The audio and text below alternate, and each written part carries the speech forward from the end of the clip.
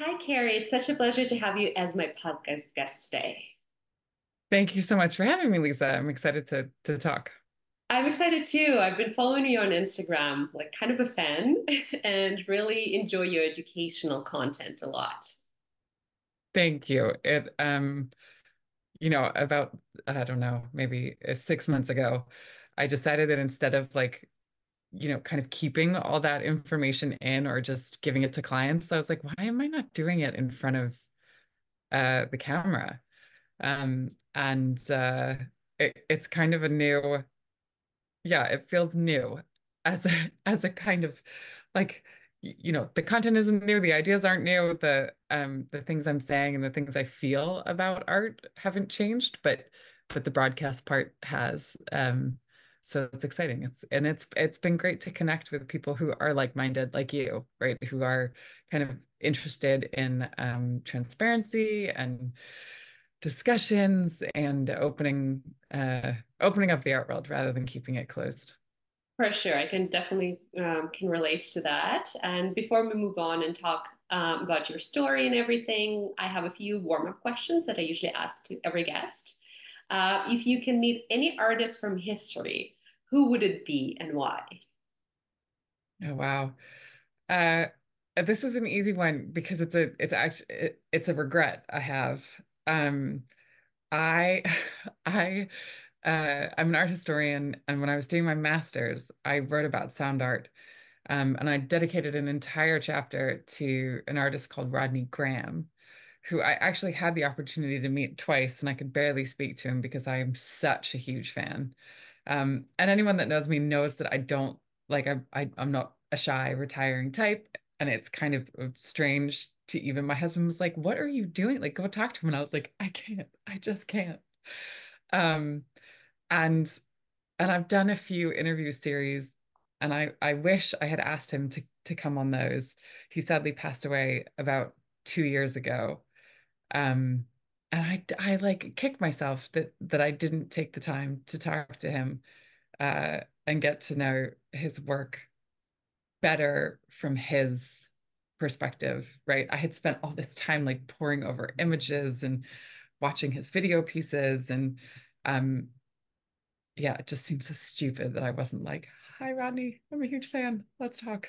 So that would be the one. Yes, for sure. And lesson learned. And interesting enough, I was listening to one of the curators talking about like marketing for artists and saying that it's so easier for you to market yourself when you're still alive versus for someone to market yourself when you're deceased. And it's so true because the Yeah. story should come from the artist himself or herself. Yeah, right. I mean, it's an interesting uh I think we find ourselves in a really strange time at the moment. I'm like gonna skip way ahead and probably get into stuff you don't want to get into yet, but uh I love reading artists' writing. You know, Gerhard Richter has wrote extensively about his work. Richard Serra, you name it, right? There's lots of great artists that have written about their work, but that's not something that happens so much anymore. Um, and yet, in the way that like we talk about video killed the radio star, it's like there is no single place for artists to talk. There's no collection point of artist voices. So I'm busy trying to build a platform that will do that, give artists an opportunity to talk. Because I think Wonderful. it is really important. I think yeah, we should hear what the artist thinks, not necessarily about their work, because I don't think artists know how to talk about their work uh, entirely, because I think they're trying to solve something in their own minds that they can't talk about. And so that's why they're artists. But there's so much in there that like there's so much rich, dense knowledge that we should just be recording. Absolutely. And then if you can own any artwork, price is not an issue, what would it be? So funny. I've asked many a person that. I think it's a great question. I would own, and this is shocking, but it's a Fragonard painting that I grew up looking at. My dad, he would he would drop us off at the Frick collection. This is like the 80s. So and sorry, the Wallace. Uh and in London there's this gorgeous collection that has like knights in shining armor and I mean it's a bizarre collection, but it's in a house and he had a client who was right around the corner. And right as kids, I think I mean, we must have been around like 10, my brother and I, maybe my brother was 13 or something. And we'd run around this museum on our own, um, like kind of inventing stories for ourselves, right? It's a private home like the Frick collection in New York, but it's become this public collection. But it still feels like a home. So you can imagine like as children, right? We'd run around thinking it was ours. And there's this teeny tiny Fragonard painting. That then fast forward like, 12 years later when I was in university and you're studying it, um, that I was like, oh my God, that's a famous painting. I had no idea that was a famous painting. And it's bizarre, right? It's the one of the girl on the swing and she's kicking her shoe off. And there's someone pushing the swing, and then there's someone else peeking in on her. And there's this like reckless abandon and abundance and um all the things. So it'd probably be that piece that I would own. Wonderful.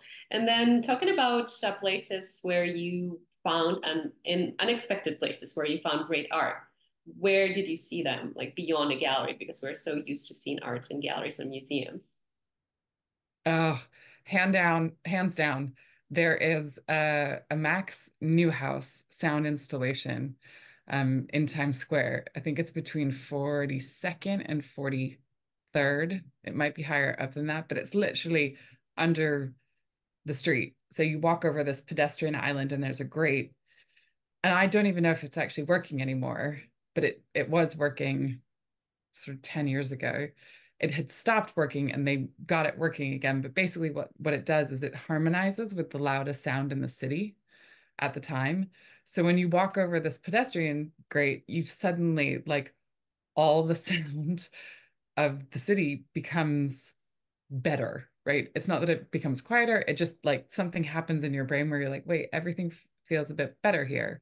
And there's a teeny tiny plaque on the floor that explains what, but you would miss it unless you were really properly looking for it. And the only reason um, I encountered it, I worked in Times Square for years and I was on my way to work and they were fixing it.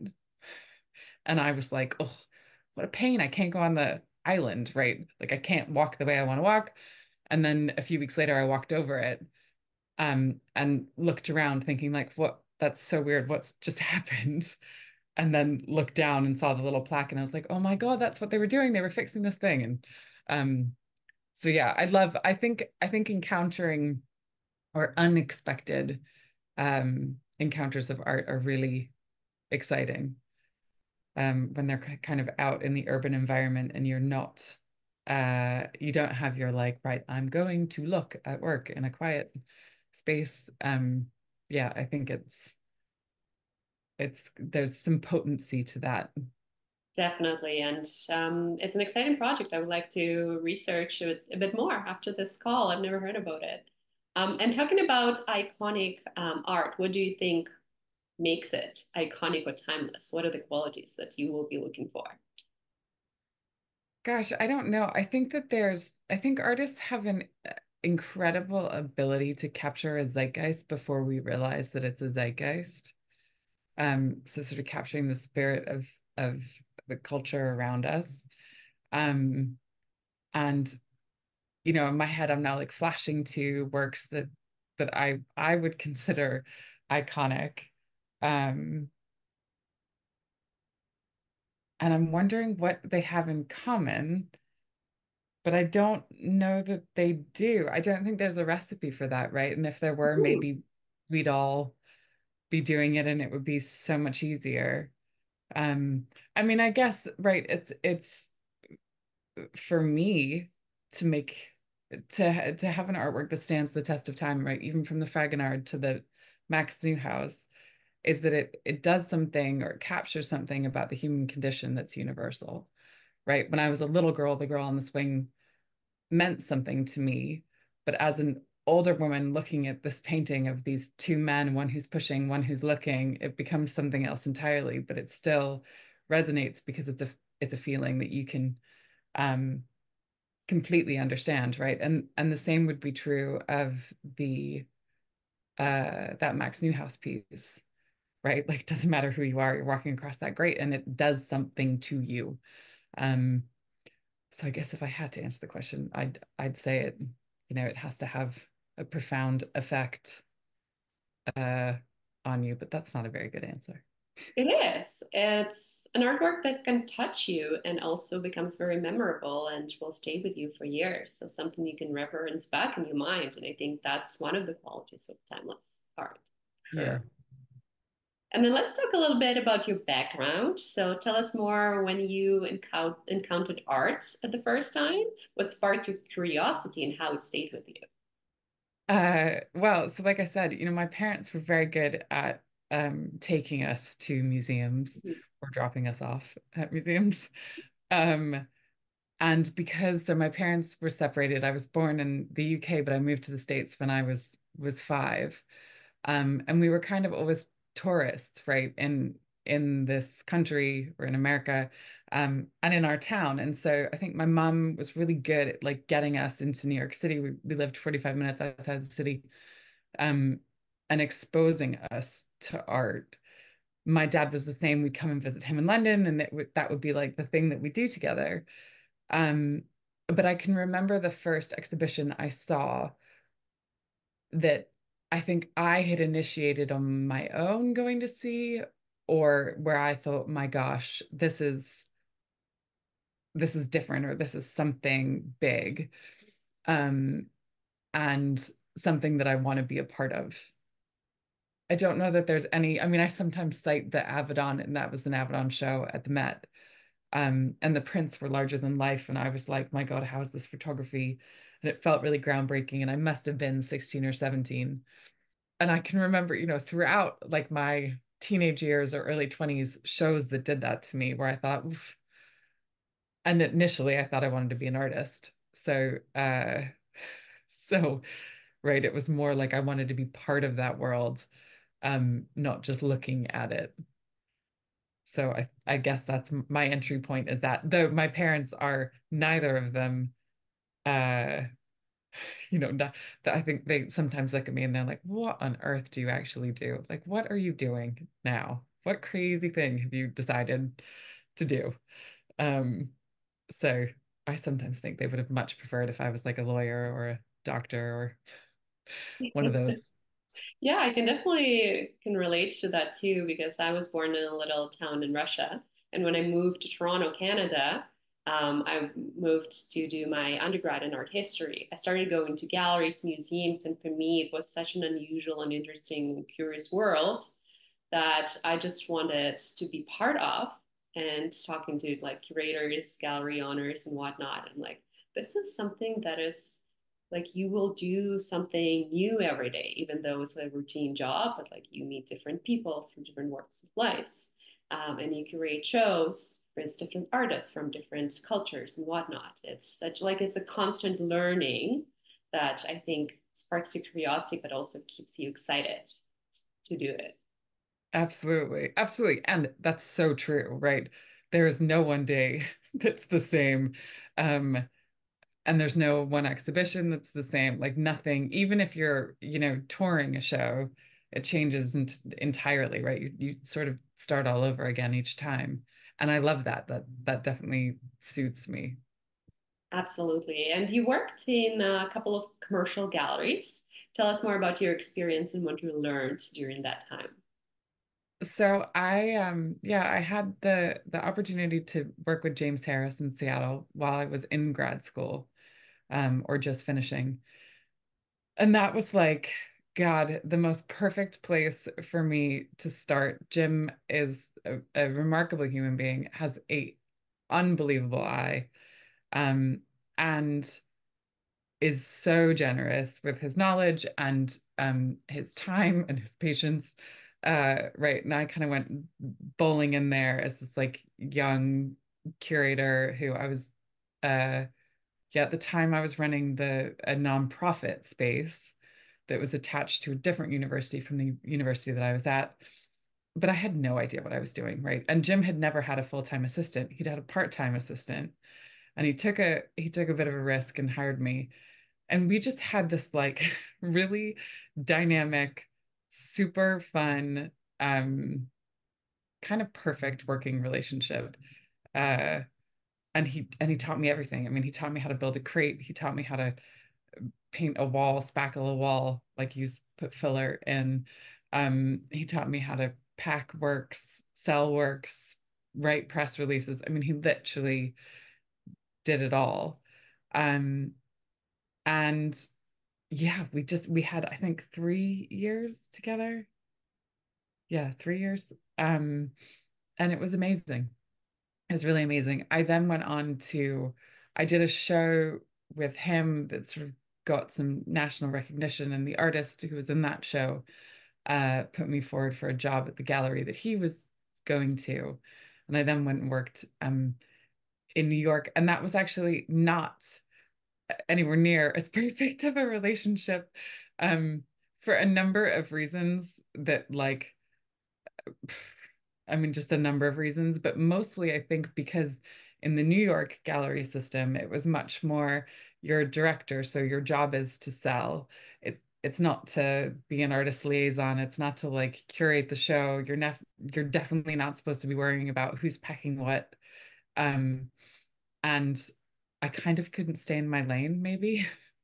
Um, and I didn't want to, right? I wanted to go to the artists, and I maybe wasn't, I mean, that's not to say I wasn't successful at sales. I was good at that, but I was maybe not like that perfect cookie cutter, right? All I do is make the sale, get the sale. But again, I learned a ton there as well. It was just not the magical James Harris relationship. I was emailing him yesterday. Literally, like I have a client who's trying to find something, and he's still one of the, I mean, 10 years now, more than that.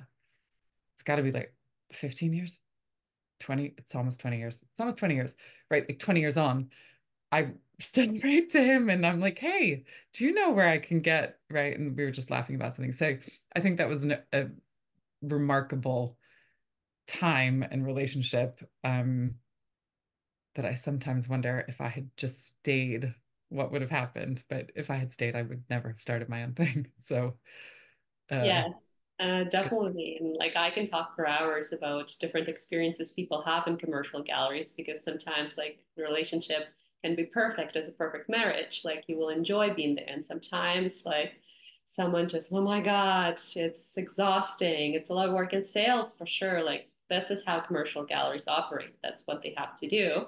So sometimes like the sales calls and everything, it just brings so much anxiety to people's life in general. And that's just something that, like, talking about your Instagram, I related a lot when I found you originally because you were so honest and raw about all the positive things, but also negative things about the art world in general.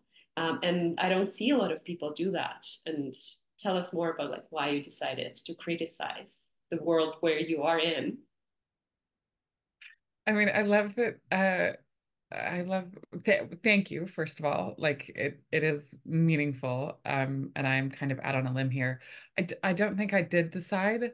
I just um well, I guess it started with some statistics, right? I would consider myself a feminist. I would consider myself a bit of a feminist historian, art historian. Um, I delivered papers when I was in grad school on the topic of third wave feminism. Uh, and a report came out, I think it was like during COVID or after COVID. I mean, we were still kind of locked down. And I was looking at the statistics of female works in museums, and I was like, how is this possible? Like, honestly, how is this possible? So I did a video, um, and and it just kind of felt good, right? I think I just was like, what? Okay, maybe we should just talk about these things a bit more openly, um, and it's just naturally evolved. Like I said, right?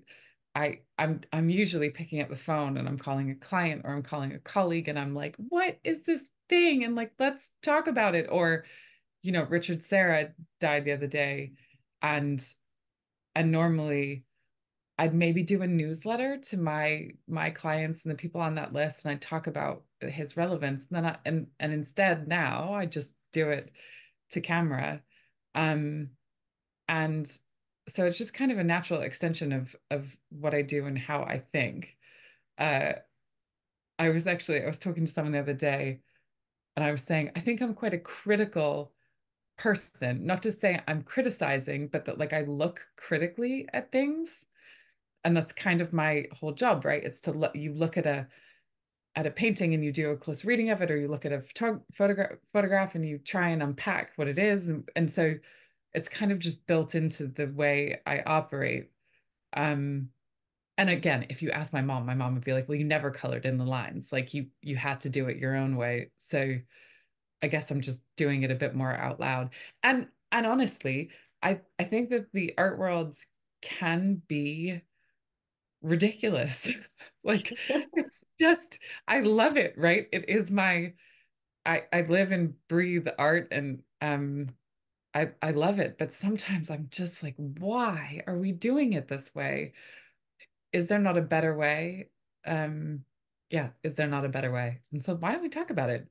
Um, so yeah, no, that's not a very good answer. It's a bit of a waffle, but Yeah, it's but this is so true. Like every day, like something happens in my life, and I'm like, this is my next Instagram post. This is what I'm gonna tell everyone because there is so many different things, like stories, whether you work with clients, with artists, work in a gallery and whatnot.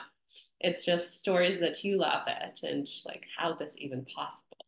One of the videos actually that I really loved on your Instagram is when you talked about several galleries co-representing an artist. And it's such a new thing. And like I'm still talking about it with artists, gallery owners, and industry people trying to think like, is it a good move or not a good move? What do you think? oh God, that is a great question. I still don't know, right? I think time will tell how this plays out. And there are two kind of natural scenarios. One is that it's beautifully copacetic, and that the bigger galleries are there to support the lower galleries. And this has happened in the music industry for years. Like big label supports indie label because they understand in the ecosystem that we need the indie to get the artists up the track. And rather than just swooping in and stealing them because they can't support them at that early stage, let's prop up the indie label, which is basically the exact same idea of these co-representations, I think. But um, there's a cynical view, which is not my own, but people who I love and respect, um, who are like, they're just doing it to like get in faster, make money at the start, and then rip the artist completely. I I don't think that that's the agenda. And if you look at you look at a business like Hauser and Wirth, uh, they are in it for the love of art. They're brilliant business people, but ultimately they love art uh, against all odds, right? A bit like you and me. And so I think that they come from a place of trying to make it better, like trying to make the whole ecosystem healthier. Because let's be honest, the last 2 years for the art market have been really, really hard. And the timing of this, I think, is not um, insignificant, right? I think it's part of the story. People aren't making sales the way that they were. I think it's actually picking up now, which is great. I think we're kind of through the worst. Um, but I think this could also be a case of survival for everybody. Like, let's band together so that we're stronger together versus dilution um and kind of watching people shudder, right? We've had, and I mean shudder like as in close the doors. Um, in the last month, there have been a lot of announcements of galleries going down, great galleries going down. Um, Surprising galleries, right? Who have 80-year histories. Uh, so my hope is that these sort of co-representations will prevent some of that. But like I said, who knows, right? It may just be actually that the big guys are going to Pac-Man up the little guys. I don't know. Yeah, for me, like it's such an interesting question too, because in my point of view, after the pandemic, artists have more say right now because they were active on social media and whatnot, and kind of they're also pickier now with whom they want to work because there are a lot of places they can go or even find an agent who will be working with an artist independently. And like galleries have to find new ways, be smart and inventive on like how to bring the artist that will elevate the gallery too, and that might be one of the models of how to do it. Agreed, completely. I mean, I think that's very um insightful, really. Yes, absolutely. And then you mentioned earlier that you started your own firm. So you do art consultancy, you have a gallery, and you do curation. Tell us more about it. Sure. So I don't have a physical space, never have. I started the business in early 2009. Um, and it was when the world was still on its heels or knees, post the economic crash in 2008. And the whole idea was just that I would like help artists in a more efficient way to do great things, but completely outside of the gallery system. Um, I had spent long enough with Nicole Klagsbrun in New York thinking, what on earth? Like we're spending so much money on this huge gallery space and no one comes in. And not because it wasn't a popular gallery, it was massively popular. Just people don't go to galleries all week long, right? They're at work. Mhm. So you have people coming for openings and maybe you have a few more on the weekend, but like we had this huge space, no one was coming. Um, and I naively thought, well, okay, if we did pop-ups and um kind of fun, interesting things, could we sustain a business and could we kind of have fun doing it? Um, and I remember calling my mom and saying, Mom, I'm going to set up my own thing. Having been laid off from Klagsburn in a round of layoffs that she had to do because the gallery was struggling. Um, and my mother was like, you still have debt from grad school. Like, what are you talking about? And I was like, yeah, but I'm not 30. I don't have kids and I don't have a husband. She's like, all not great things, right? Like, come on, what are you doing? Right? I was like, no, mom, think of all the businesses that started in recessions. It's going to be fine. She was just like, okay, fine. Um, and, uh, and lo and behold, right? Like still standing, however many years later, that's kind of what, well, the vision was very close to what it then became. So at first I was helping galleries to like write press releases and get clients in and um, kind of spin their existing shows a bit more. And then I did a few brand partnerships. My first brand partnership was with Rag and Bone. And it was like, I think I got paid $500 to curate their like headquarter space in Soho in New York. And I was like, see, this is a business. Like we're doing it.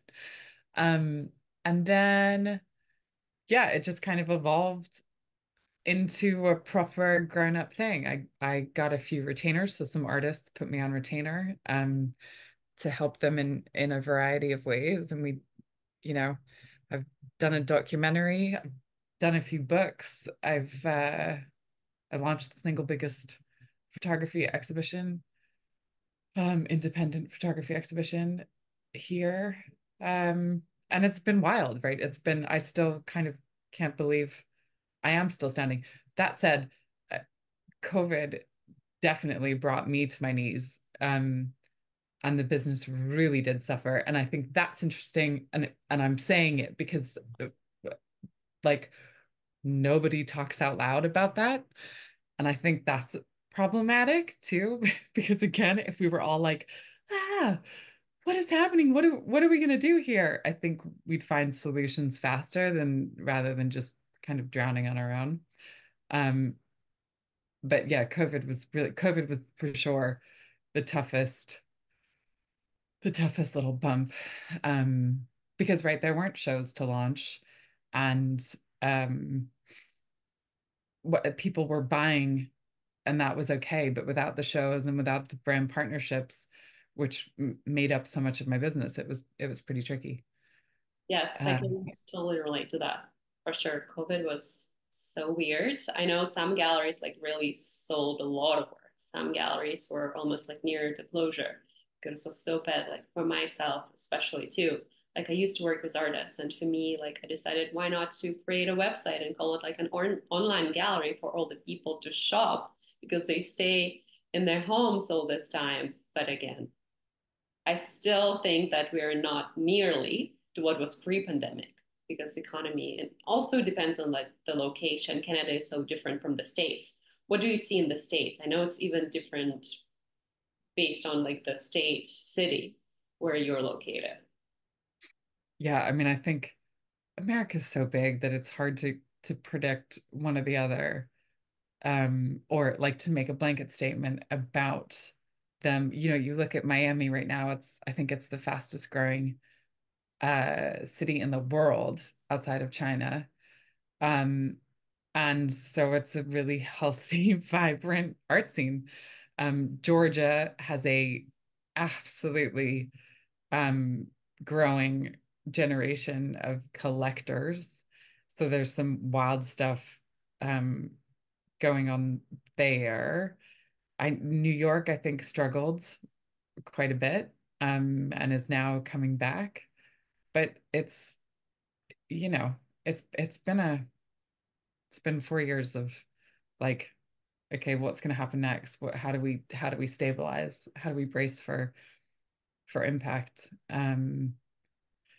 And I mean, I guess the States didn't have we kind of had the added hit of Brexit here, which confused everybody, and selling it confused everybody. So even if you look at auction results, post Brexit, right, the London results went way down because they started doing stuff in France to avoid dealing with, I mean, sensible idea, right, to avoid dealing with any import export duty, but that really hit the market hard and still does. I have clients who will say, "Oh, I don't think I want it. I don't think I want it because we got import tax." And you're like, "Yeah, sorry, but we didn't have to deal with that before."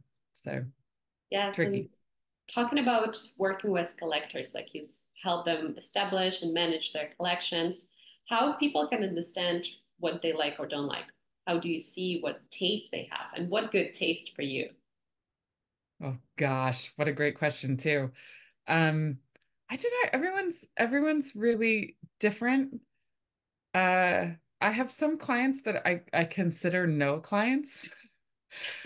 So I know without a shadow of a doubt that what I show them, the first thing I show them, they're going to be like, ugh, no.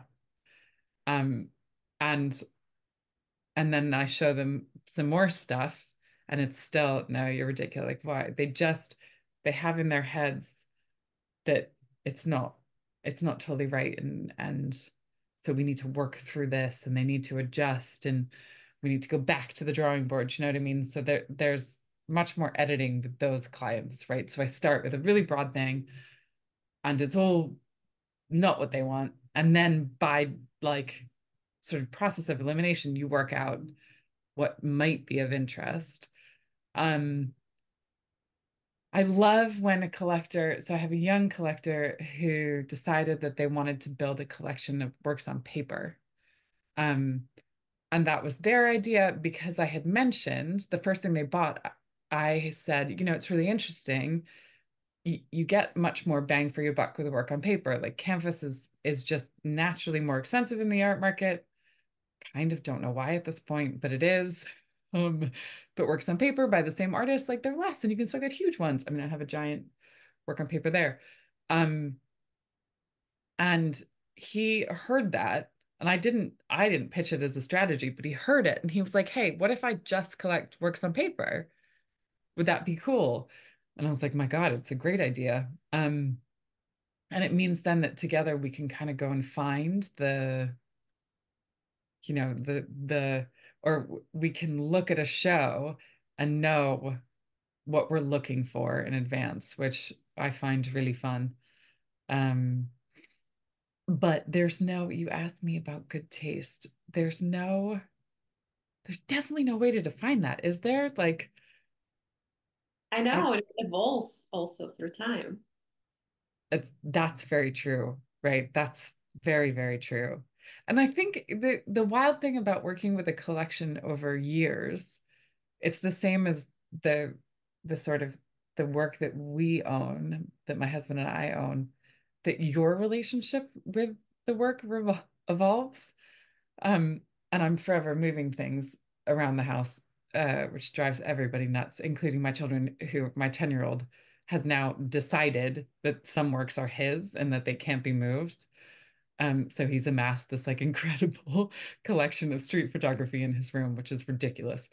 Um, but yeah, I think your relationship does evolve with the work as you kind of grow up, or your perspectives shift, or the works become anchor points back to other moments, um, which I think is kind of the grace of art, right? It gives you an anchor uh, to a place somehow. Um, but yeah, taste is a funny one. Taste is a really funny one, right? Yeah. Because I like Yeah, some but things. here, yeah, we're talking about like passionate collectors. Like the work grows on you, the work grows with you. It becomes a companion in your life. But then we have another side of collectors who are more investment grade collectors. And that might not be the case for them. And the taste can be also be very subjective here. Yeah, I mean, the financialization of the art market is a topic that we could dedicate days to. We could put together a whole symposium. We should probably do that.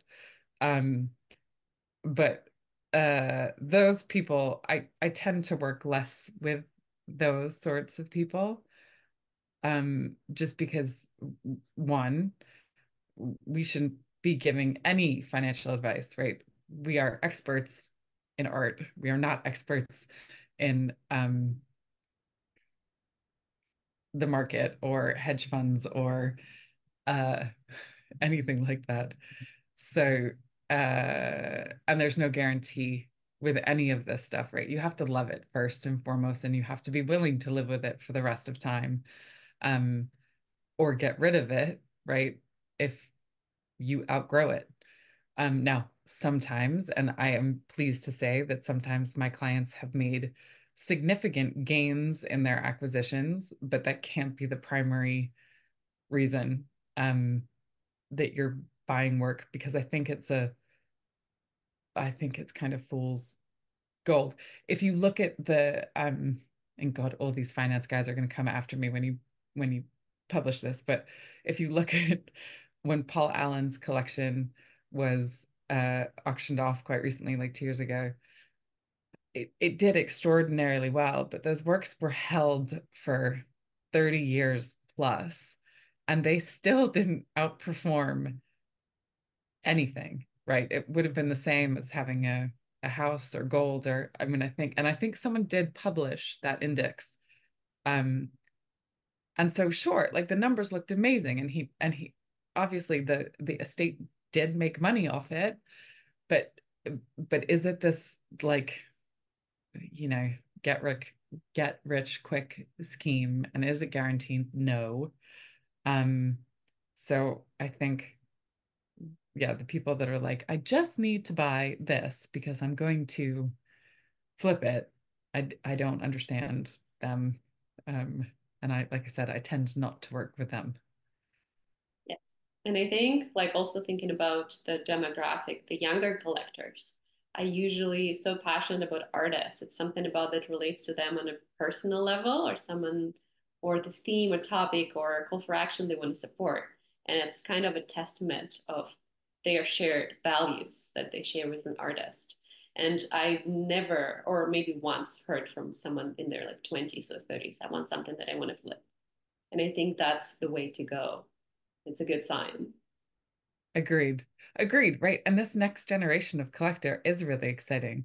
Um, because I think that they're really willing to look and they're interested in um, the story, and maybe because they've grown up in all this turbulence that we've all experienced, that they're a bit less like, well, the art market is here for us to make money. Whereas I think, in the last 10, it is probably the last 10 years, this idea of the financialization of the art market has been cemented kind of time and time again. And so we've had an influx of people who are like, oh, I'm in it to make money. And there are galleries that have built entire businesses based off that, right? And are willing to say, well, our acquisitions outpace this, that, and the other.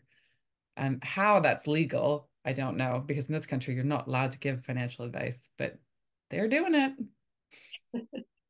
Yes, lots of things to criticize as usual. And I also want to learn and share with the listeners more about your side as curator, especially an independent curator, because you're not tied to a specific institution.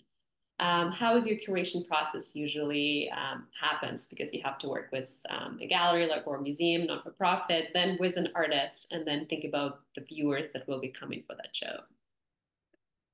Oh God. I don't think there, I mean, as we started, right? I don't think there is any one formula for how I put together a show. And they all come about differently. In some instances, I mean, in the case of the exhibition I did with John Pawson, he sent me a book. He's an architect, but he sent me this beautiful book of photographs. It was 320 photographs. And it starts with compositions that are the color white, and it goes through the rainbow. So it's the whole spectrum. And it's like a coffee table book, right? And I've got lots of beautiful coffee table books, and I stare at photographs all the time. And I kept picking it up and like flicking through it. Um, and on like day, I don't know, 50 of picking this book up, I was like, I can't put this thing down. Wouldn't it be so cool if you could see all these works at once somehow? And so I called him, I think the next day, like really early in the morning. And I remember it was early because I dropped my son off at school and I was slightly terrified about calling him, even though he's really lovely, but he's kind of a giant in architecture. And I said to him, hey, like, I can't get this idea out of my head that we could launch this exhibition of all these photographs in a single room. And I don't know, would you be interested in exploring it? Right. And he was like, my gosh, yes, how lovely. What a great idea. Put down the phone. And I was like, how the hell are we going to do that? Like, do I call a museum now? Or like, do I go get a partner? Like, what am I going to do? Um, and and then I thought, actually, there's one space in London that I could do this. And that was this space called 180 Strand, which is now an established exhibition space in the UK, but at that point it wasn't. And I called the guy that owns it and I was like, I've got this crazy idea, thinking he'd be like, you're insane. I mean, the Hayward had shown there, Listen Gallery had shown there. I think that was it. And then it was like little old me raising my hand and being like, could I? What do you think? And so I went to meet with Mark Wadwa, who owns the building, and he's like, yeah, let's do it. And I was like, what? Wait, what? And then right, John's team and John came up with this amazing hanging thing. So we had all 320 works hanging in the space, and you could see them from front to back. That was like a really weird kind of organic, okay, this is going to work. Whereas other times I've done a few projects with David Hill, who's an expert in photography. He has a photography gallery here in London, and he's called and said, "Hey, I'm thinking about doing a show on West African photography. Do you want to do it together? Do you have any input?" And then you go on this like gorgeous journey of research, of like finding the works, um, and collaborating with him so that like our visions work together. And an audience for that is completely different because it's a commercial gallery versus the John Pawson show was kind of this weird hybrid. So they're all really, really different. I've never curated for a museum in the UK. But I've done a museum show. I've done a couple of museum shows abroad. So did a huge show in North Korea, South Korea, sorry, in Seoul. Um, and that was awesome, but giant too, and dealing with the logistics of time and trying to understand that audience was really hard. Like you mentioned, how do you think about audience? And obviously, I'm not Korean.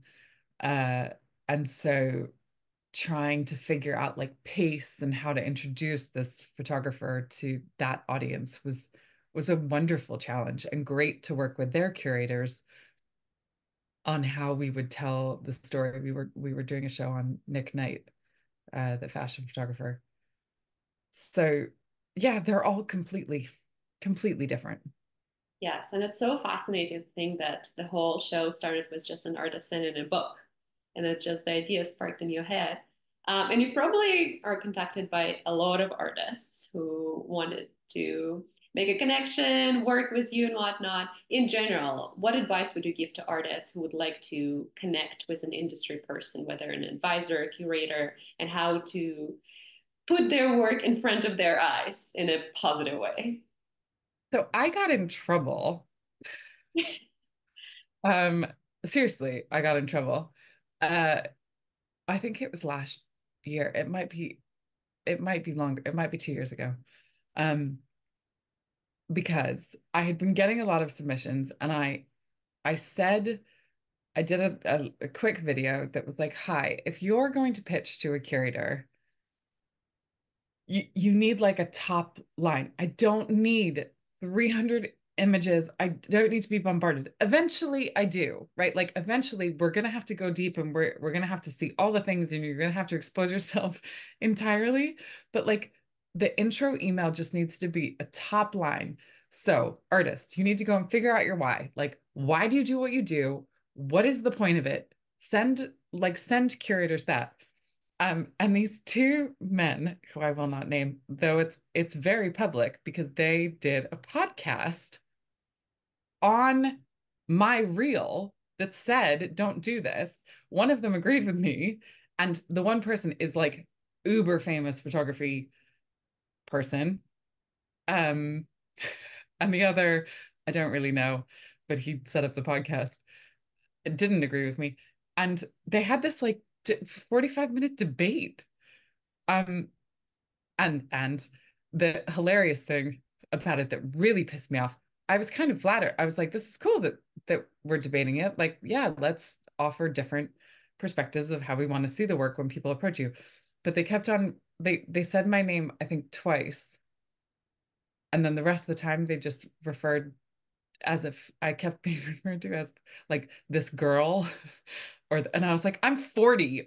Who are you? You would never call a man. They'd say this man said, or they'd use his name over and over and over, but they had just completely uh whatever, decided that I was nameless. Um, but I think I stand by what I said. I think it's really important. It's like top line, send 12 images or something, like, or send a link to your website where you've set aside 12 images, but like bombarding right out of the gate, it honestly, it just makes me shut off. I mean, I'd be interested to hear what you think and whether you feel the same, but I think it's like top line, couple images, and what you want. Like if you're saying, I'd like to work together, okay, how? Like, do you want to launch a show? Do you need advice on pricing? Um, are you completely confused about how to write a artist statement? Like, what is the thing? Why do you think not just hi, I want to work with you? Because uh, as we both just said, it's like there's a million ways to work together, but what is it that you're trying to get out of it? Would be my Yes, advice. I can relate to that 100%. Like, I get a lot of emails saying, "Oh, I'm lost. I need help," and that's it. Not even explaining the background, what's happening, where you're based, who you are. Sometimes it's even like no website, no Instagram, no place for me to find you, then I'm like, of course I'm gonna delete it right away because what should I do? I don't know who you are. I work with a lot of artists who want to apply to galleries, and for me, like it's the same thing. Think about kind of like a marketing spiel, like one sentence. If a gallery tries to sell and promote your work, what statement can they use? It's kind of a statement that sparks curiosity in anyone, whether you're a curator, an art advisor, something that you want to see the images, something that excites you as an art lover. So for me, that's for sure like one of the like most advice tip that I give to artists, but also be very concise. We don't have a lot of time. Like we're all busy. We have a lot of projects on the go, and just be very nice and send the images and don't expect someone to call you right away. Like wait, it's okay to email someone again, maybe like in a couple of weeks. Again, people are busy. I actually I even do that. So I'll set if there's an email that I think I really need to hear back and likely I'm not going to, I'll just set a reminder in my calendar that says, hey, just follow up, like remind that person that you're waiting for a response. And again, make it easy to like state what you need. If it's a 15-minute phone call because you're trying to sell something, then say that. As in like sell an idea, or if it's if it's like I'm just trying to do an interview with you, it was lovely. Your outreach was very clear. I was like, that sounds great. Perfect. Let's do it. Like it doesn't need to be, let me explain to you everything I've ever thought about. Um, just top line, TLDR, right? Yeah. Um, For top line. sure. And on this show, I always love to debunk myths about the industry. Is there a myth about curation, art world in general that you would like to debunk today? Hmm. Oh gosh. Is there a myth? The one for me, I will say, before you think, is a lot of say that art world is very elitist, that it's very snobby. But like every time I speak with an art professional, like I feel like I speak with a friend. Yeah. Not mentioned in a lot of like other half of the people who are snobby, but a lot of people are still very nice. Yeah, I think you're right. I mean, there's this I almost think that the system or even like the architecture has been set up to alienate people, right? So if you walk into a commercial gallery, it's white on white on white. There's a person sat behind a desk who may or may not greet you. Um, and the same is true of a museum, right? You walk in and it's a little bit hushed, and that's the expectation is that you'll be hushed, and there's no one who's, I mean, sometimes there is, but very, very often there's no one who can answer a question. Um, and so I think that the art world kind of alienates people, but it doesn't want to, right? Like you said, um, the more the more people I know in the art world, the more I feel like a kinship. Um, and hey, maybe some of that is that like it is changing and it was that thing, but there's enough of us who are like, hang on, come on, let's do this better. There's still moments, right? Like I had a moment at Freeze where I was with a big collector um who wanted to buy something and nothing was available. And it was that like classic. She was like, what do you mean? Like, where the fair just opened. What do you mean? And they were like, oh, it's all pre-sold. Um, and they were pretty rude about it and they didn't know who she was. And it was just you, I was like, why? Why operate like that? Like, what's with the closed door? But I see that less and less. Um, I do. I think that's true. I'm like trying to in my head say, are you telling the truth right now? I see that less and less. Uh, I think I like also myth wise, um, I think that people, this isn't even a myth. There's just like there's this weird, people think kind of art is, and maybe this is along the same lines of what you were saying, that art is that it's not like part of our society, right? It's not part of the fabric. Sure, you look at Instagram, and so we're now like used to looking at images. Um, but it's been kept as an aside. And I think that that's problematic. And I think that we need to do something about that. Like we need to bring it into 2024. Um, but that's not debunking a myth. That's like a whole different. No, but I agree 100%. Like, there are not a lot of community-based exhibitions or engaging exhibitions where the viewer itself will be part of it. We go to different galleries, especially commercial ones, like they're there to sell art. So sometimes you feel very like, I don't want to be in that space. I don't feel comfortable. Someone just looks at me as a price tag. When we go to museums, I know bigger ones, like you have an audio guide, you have tour guides, like there are a lot of educational content, and I think that's fascinating. And more people, especially younger generation, like in their 30s, when they start their families, bring kids to that places because they want them to see worlds from different perspectives. And we definitely need more support. We need more funding from the governments for. Well, yeah, I mean, and that's that whole thing of art as an aside. I always use the analogy that like the guy that plays for the New York Knicks, who never plays a game in his life but sits on the bench the entire time, that he makes more money than most artists will in their lifetime. And that's just down to society, right? Society has decided, collectively, we have decided that there's more value um, in sports than there is in culture. Um, and as far as I'm concerned, like that's a fatal flaw. Uh, and it is why the art market is so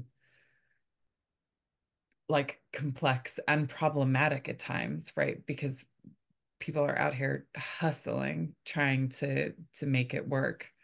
Um, so I think, I think governments need to start doing more. I think we need to do more to make it more engaging and more interesting.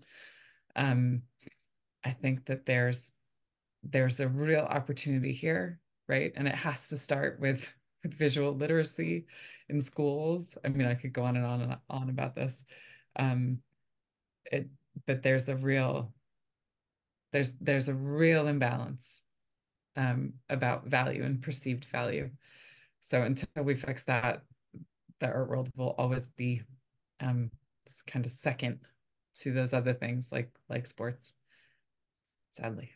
But Yes, absolutely. And for all the people listening who would love to start a collection or expand a collection, what advice would you give them in terms of like what to see, where to see, how to maybe form the taste? oh gosh, I mean, just go to as many things as possible, right? Go to your local gallery, watch online auctions.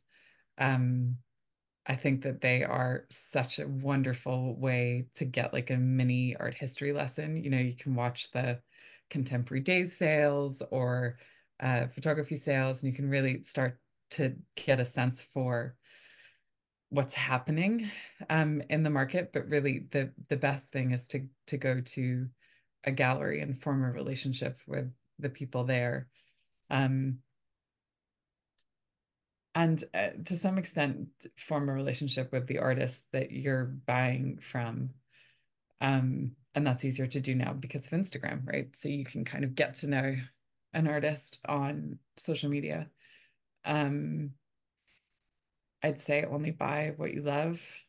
Never buy something because someone's told you it's a great investment. Um, and ask all the questions, right? Like make sure you know what you're buying, um, so that you're not caught out. There are lots of people um, who want to help, right? Who want to help you understand So ask, right? I think so often we're like, oh, if I don't want to ask another question, but I don't understand, how was that photograph made? And why is it an edition of five? And are there other, right? Like just ask all the questions.